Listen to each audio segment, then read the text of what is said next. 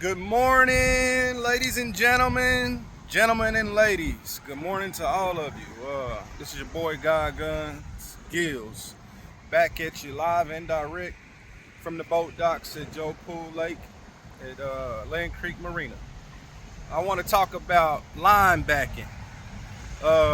Yesterday I caught a 20-pound, 19.76 something catfish on an 8-pound line.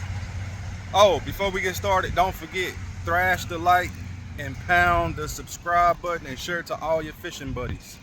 So yesterday I was fishing, and I'm gonna tell y'all straight up, I love using light line, 8-pound, 10-pound, 12, 15 at the max.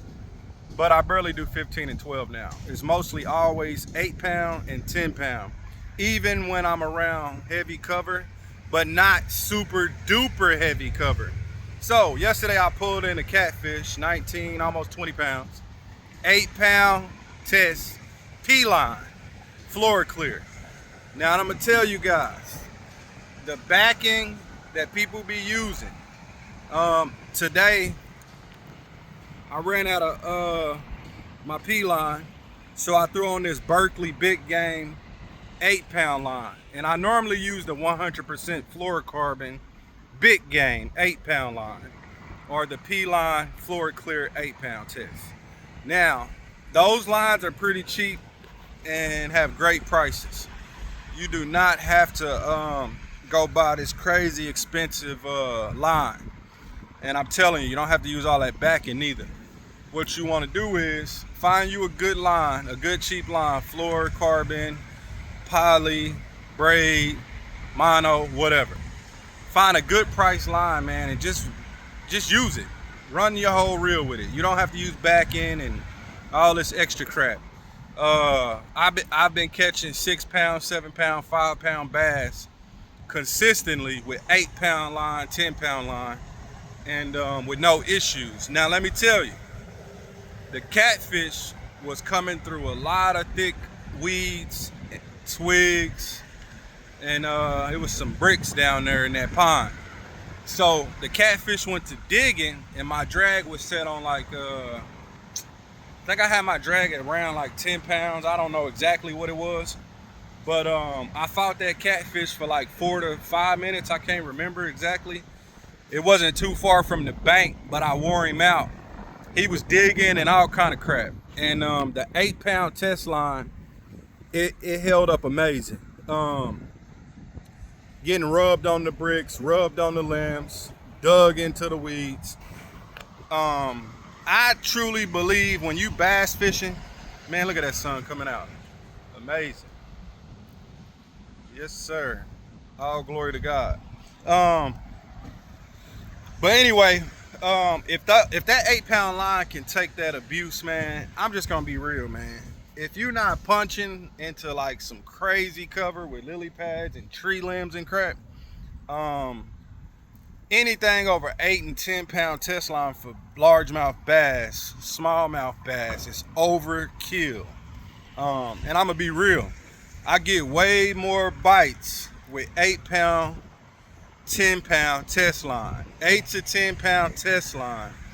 I get way more bites compared to 12, 15-pound. So I'm just putting this out there to let y'all know, man, you do not have to use that big, crazy, thick, heavy line. I think I'm about to go over here to the jetty.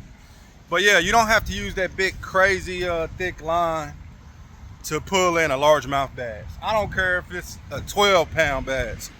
If the 8-pound line did well with a 20-pound catfish, a 20-pound catfish, a freshwater shark, if it did good with that, man, I like that new Tesla truck, the Cybertruck. I like that truck. I might need to get one. But I love gas cars. Anyway, if that 8-pound line can pull in a 20-pound catfish, and it didn't have like a bunch of abrasion on it, it didn't have nicks in the line. If that can pull up a big ass catfish, a largemouth bass that's 3 to 10 pounds ain't got nothing coming. You don't have to set your drag, like you don't have to have it loose or super tight. Just set it just right, man. And I barely even have my drag on sometimes. And sometimes I lock it down when I cast out super far and I want to dog them and get them back to the bank or wherever I'm fishing. I'll tighten that drag down and reel them bad boys in at a consistent rate, get them on top of that water and drag them across the water with 8-pound test line. So all the backing and expensive line is a bunch of crap, man. Y'all better stop listening to people. Find you a good cheap line. It's some amazing lines that's cheap. You can get some cheap line that is amazing and does well with whatever type of fishing you want to do. Berkeley, P-line, Bass Pro. I've been doing a lot of research on their mono and their braid. Some of their stuff is made by Seaguar. They have 3 or 4 different manufacturers making their line. So just like they lures, you are getting top brands that's making this stuff, and it holds up well. So my main lines is big game mono. I love some mono, man. I am addicted to mono. Big game mono, 8 to 10 pounds, 12, 15 here and there. And then also the 100% fluorocarbon. I love that line. And then the P line. So Berkeley big game, mono green, and then Berkeley 100% fluorocarbon, and then the P line. Amazing stuff, man. So I run those. I spool up my whole rod and my whole reel, and I get it done. You do not need all the backing, and you do not need the expensive line. Get you a good bass setup. I do highly recommend the Custom Pro. This is amazing reel. Yesterday I had the Hyper Speed ludes, and that's what I pulled that catfish in on. And my favorite rod is the Custom Light rods. And the Custom Light rods and the TP2 rods are becoming one of my favorites. So get you a good setup. Get some nice cheap, get some nice cheap line, man, and run it. Fill up your reel and go out there fishing, have a blast, man. And if you get caught up or snagged or got to cut your line and stuff like that, fine, so be it. You didn't pay $1 million or 30, 40, 50 bucks for the line. You know what I'm saying? So that's just a tip from your boy God Guns Gills, and I want you guys to get out there, fish, and have fun, and enjoy your time on the water. Don't worry about all this super high-tech lines, super duper high-tech baits. Like I tell you, man, a Cinco, anyway, a worm crawl creature bait, man. Soft plastic. It can do anything. You can swim it, flip it, pitch it, drag it, cast it far. You can swim it, whatever. You can do whatever with it. And now a fluke. I was sleeping on flukes, but flukes, worms, crawls, and creature baits, man, you can do anything with those that hard baits do. And I mean it. You can do anything that hard baits can do. Even soft plastic, man. If you want like a hard bait, like a jerk, or a jerk bait, or a what's that damn thing that be rattling around? Not a rattle trap, but a damn, I can't even think of the name.